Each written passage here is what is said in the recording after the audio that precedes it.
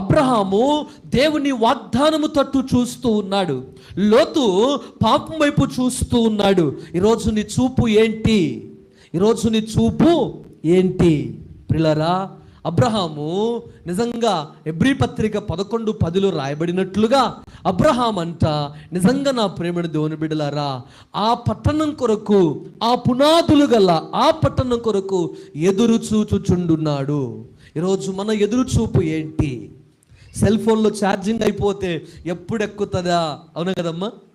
Cell ఫోన్కు అన్న అయిపోతే తమ్ముడు, తమ్ముడు అయిపోతే అన్న, అమ్మ అయిపోతే డాడీ, డాడీ అయిపోతే అక్క, అక్క అయిపోతే చెల్లెలి. అవునా కదమ్మా?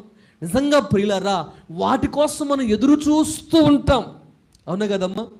ఏదైనా మన ఫ్యాన్స్ సినిమా ఎప్పుడు రిలీజ్ అవుతుందా ఎదురు చూస్తూ ఉంటాం. లేదంటే ఎప్పుడు మనము గొప్పవారిం కావాలని ఎదురు చూస్తూ ఉంటాం. ప్రియులారా, లోకపరమైనటువంటి వాటి కొరకు ఎదురు చూస్తే ఏమీ లేదు. ప్రియులారా, అబ్రహాము దేవుని వాగ్దానం కొరకు ఎదురు చూశాడు. అబ్రహాము వినాలి, అబ్రహాము ప్రియులారా, నిజంగా మనం గమనించవలసిన గొప్ప విషయం ఏంటంటే, వాగ్దానము దేశానికి అబ్రహామును దేవుడు తీసుకొచ్చి ఆశీర్వదించాడు. కానీ లోతు మాత్రం దుష్టుల వైపు, పాపుల వైపు చూచి నిజంగా ఆ పట్టణాన్ని దేవుడు ఏం చేస్తాడనంటే, ప్రియులారా, ఆ పట్టణం దేవుడు మరి నాశనం చేయనంత వరకు ఆ పట్టణం ఏ విధంగా ఉందంటే, ఐగుప్తి దేశము ఎట్లయితే ఉందో